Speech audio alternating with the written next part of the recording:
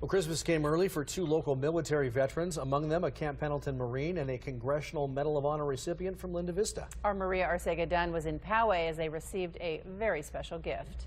Thank you for everybody for doing what you did. The gift of a new car is a lot to take in. How do you turn it off?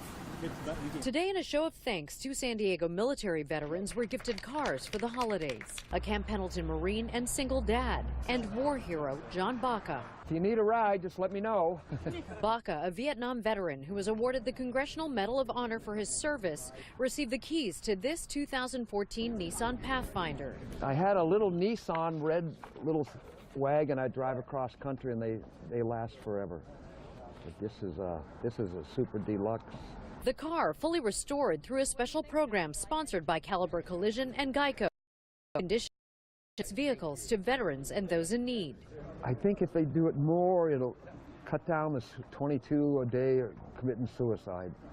Those guys coming back, and they seem to be forgotten about, and no one cares. In February of 1970, during the Vietnam War, Baca, then an Army specialist 4th class, saved his team after a grenade landed in front of them.